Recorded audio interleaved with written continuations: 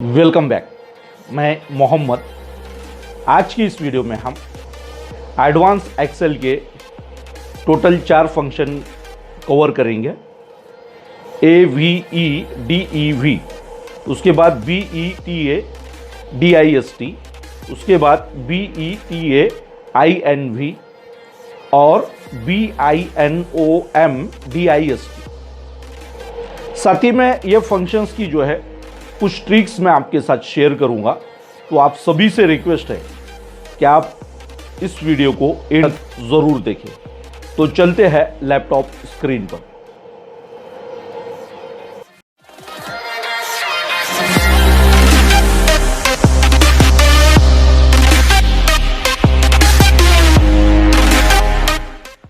AVEDEV function, ये function जो है डेटा पॉइंट्स के एब्सोल्यूट डेविएशन के एवरेज को उनके मीन्स से, मतलब कि औसत से कैलकुलेट करता है। आर्गुमेंट्स में जो है नंबर, नाम मतलब नेम्स, एरेज और रेफरेंसेस हो सकते हैं जिनमें नंबर्स हो। ये फंक्शन का एक ही आर्गुमेंट है, नंबर 1। तो इस तरह से नंबर 1, नंबर 2, इस तरह से आप 255 आर्गुमेंट्स यहाँ पर ऐड कर सकते हैं। एग्जाम्पल के लिए यहाँ पर एक डेटा सेट है, ये मतलब एक सेल्स रिपोर्ट है जैन, फेब और मार्च का। तो हम यहाँ पर ये फंक्शन अप्लाई करके देखेंगे। Equal to AVEDEV bracket open, उसके बाद में नंबर 1।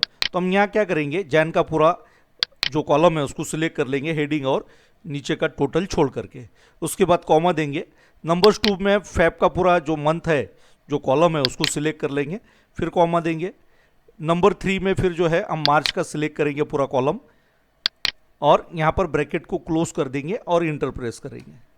तो ये देख लीजिए, ये रिजल्ट आया है 107.16 के। आर्गुमेंट जो है, एक तो नंबर्स चाहिए, नेम्स, एरे, रेफरेंसेस चाहिए जिसमें कि नंबर हो। दूसरी बात, लॉजिकल वैल्यूज जो होती है या टेक्स्ट जो होते हैं उनका नंबर्स जो डायरेक्टली जो है मतलब आर्गुमेंट्स की इसमें आता है वो भी यहाँ पर काउंट होगा। लॉजिकल वैल्यूज और नंबर्स जो रिप्रेजेंट करते हैं टेक्स्ट, जो मतलब जो टेक्स्ट जो रिप्रेजेंट करते हैं नंबर्स को। तीसरी बात, अगर कोई एरे, कोई रेफरेंस अगर टेक्स्ट, लॉजिकल वैल्यूज या एम्प्टी सेल अगर कैरी करता है, या जो वैल्यू जो इग्नोर की जाती है, कोई भी वैल्यूज, तो ये सभी चीज़ें जो है यहाँ पर इग्नोर हो जाएंगी और वो सेल की वैल्यू जो रहेंगी 0 इंक्लूड की जाएंगी इसमें। तो इस तरह से ये AVEDEV फंक्शन काम करता है। बेटा प्रोबेबिलिटी डेंसिटी फंक्शन को कैलकुलेट करता है। ये फंक्शन के कुछ आर्गुमेंट्स है, जैसे कि x, ये की एक वैल्यू होना चाहिए a एंड b के बीच में, जो कि इस फंक्शन को इवेल्युएट करेंगे। अल्फा, ये एक पैरामीटर है डिस्ट्रीब्यूशन का, और ये 0 से ज़्यादा ही होना चाहिए। उसके बाद बीटा, बीटा जो है ये भी एक पैरामीटर है डिस्ट्रीब्यूशन का, और ये भी 0 से, इसकी वैल्यू जो है 0 से ज़्यादा होना चाहिए। ए, ये एक ऑप्शनल वैल्यू है जो कि लोअर बाउंड होता है इंटरवल का x का। अगर इसको हम छोड़ देते हैं, इग्नोर करते हैं, तो a इजिकल टू 0, 0 इसकी डिफॉल्ट वैल्यू होती है। b, ये भी एक ऑप्शनल अपर बाउंड होता है और इंटरवल ऑफ x का। ये भी अगर हम इग्नोर कर देते हैं तो इसका डिफॉल्ट वैल्यू होता है 1। तो इस तरह से ये बेटा डिस्ट, ये फंक्शन के आर्गुमेंट्स हो गए हैं। अभी हम क्या करेंगे, किसी एक इसमें, ये मैंने यहाँ पर जैसे कि ये टाइप करके रखा हूँ वैल्यूज़ को। हाँ, ये देख लीजिए, यहाँ पर जो है ये वैल्यू जो है टाइप की है ऑलरेडी। x जो है 3 है, अल्फ़ा 12, बीटा 15, a 1 और b 3। अभी हम ये सेल में ये फंक्शन अप्लाई करेंगे। Equal to BETADIST bracket open, x हम ये सेल सिलेक्ट करेंगे, कॉमा देंगे, अल्फ़ा के लिए ये सेल, कॉमा, बीटा के लिए ये सेल, कॉमा। अभी यहाँ पर जो है a, ये ऑप्शनल है, ब्रैकेट में आ रहा है, हम ये सेल सिलेक्ट करेंगे। b, हम ये सेल सिलेक्ट करेंगे और ब्रैकेट को यहाँ पर हम क्लोज कर देंगे और इंटर प्रेस करेंगे। हाँ, तो ये देख लीजिए इसका रिजल्ट आया है 1।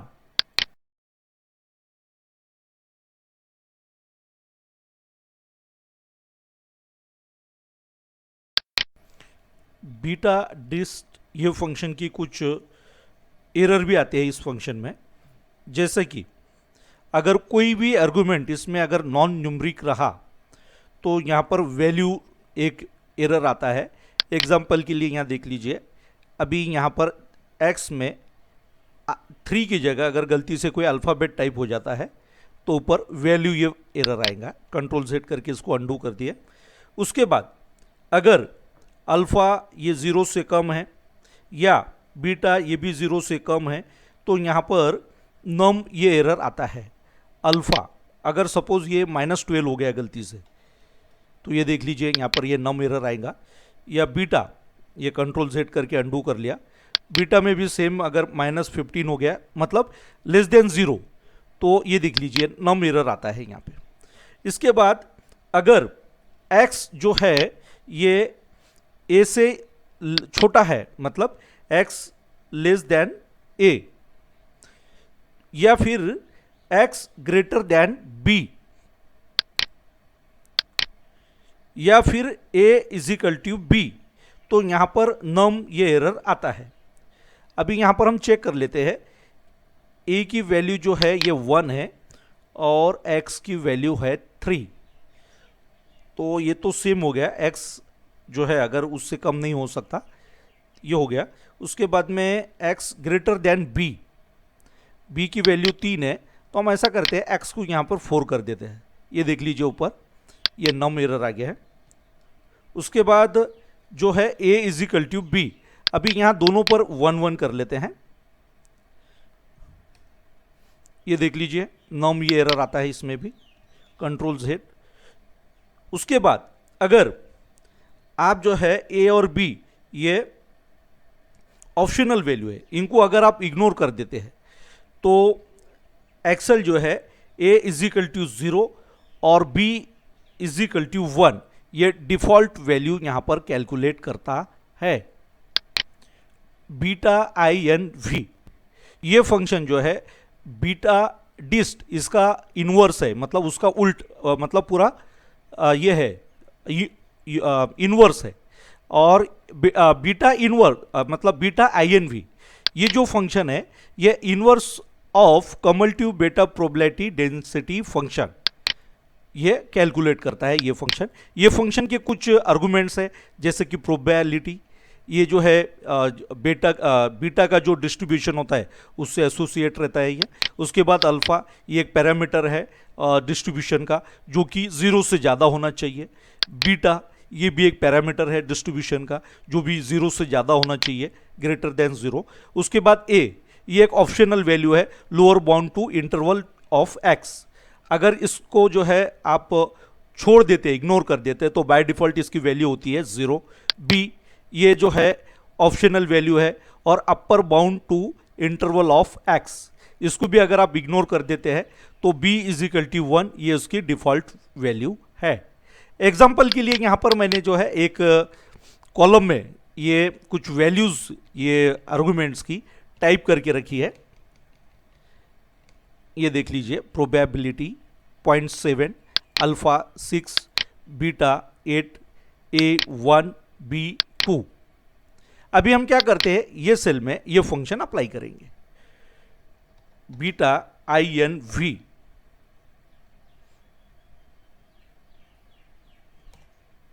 ब्रैकेट ओपन, प्रोबेबिलिटी तो हम ये सेल सेलेक्ट करेंगे कॉमा, अल्फ़ा के लिए ये सेल, बीटा ये सेल सेलेक्ट करेंगे।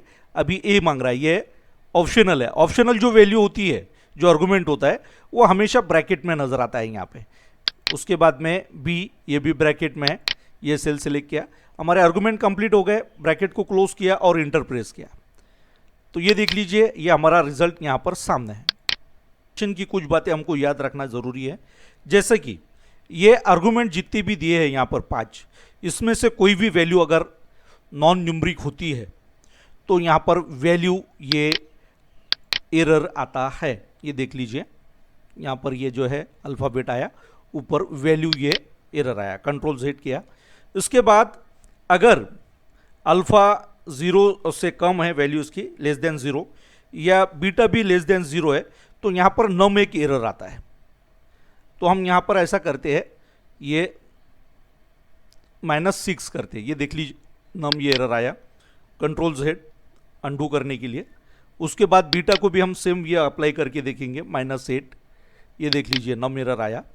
उसके बाद में अगर जो है प्रोबेबिलिटी ये 0 से कम रहती है या 1 से ज़्यादा होती है, तो यहाँ पर नम ये एरर आता है। अब ये देख लीजिए ये 0.7 है, मतलब 0 से कम नहीं है और 1 से ज़्यादा भी नहीं है, बराबर, इसलिए ये बराबर है सब। अभी यहीं पर ही अगर हम जो है इसको 1.7 कर देते हैं, ये देख लीजिए यहाँ पर नम ये एरर आया है। तो इसके बाद जो है अगर आप ए और बी ये जो अल्फ़ा ये है जो आर्गुमेंट्स है ये दोनों ऑप्शनल है, अगर आप इसको छोड़ देते हैं, इग्नोर कर देते हैं, तो बीटा INV इसको जो है इसकी स्टैंडर्ड जो वैल्यू होती है, जैसे कि A = 0 और B = 1, वो कैलकुलेट करता है। तो इस तरह से ये बीटा INV ये फंक्शन काम करता है। NOMDIST बिनोम डिस्ट फंक्शन, ये फंक्शन जो है individual term binomial distribution probability calculate करता है।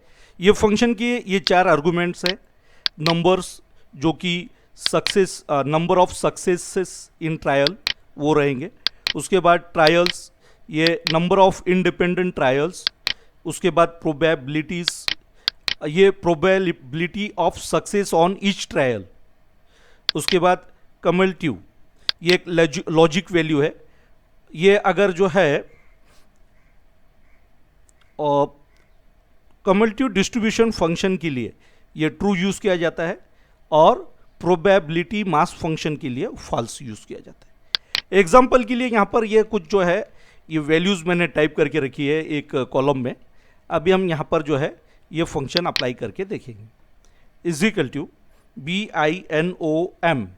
BINOMDIST ब्रैकेट ओपन, नंबर्स तो हम ये सिलेक्ट करेंगे, कॉमा देंगे, उसके बाद ट्रायल्स ये सिलेक्ट करेंगे, कॉमा देंगे, प्रोबेबिलिटी ये सिलेक्ट करेंगे, सेल कॉमा देंगे, उसके बाद कम्युलेटिव ये सेल सिलेक्ट करेंगे और ब्रैकेट को क्लोज कर देंगे। हमारे आर्गुमेंट यहाँ पर कंप्लीट हो गए, इंटर।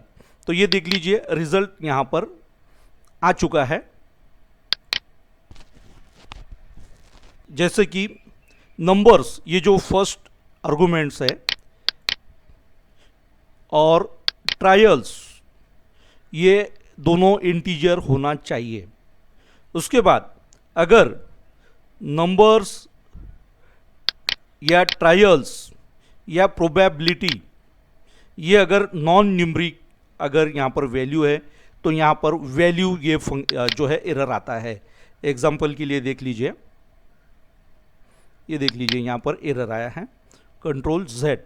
उसके बाद में अभी जो है अगर नंबर्स ये 0 से कम होता है, लेस देन 0, या फिर नंबर्स ग्रेटर देन ट्रायल्स होता है, मतलब ये नंबर इससे ज़्यादा होता है ट्रायल से, तो यहाँ पर जो है नम ये एरर आता है। दोनों चेक कर लेंगे।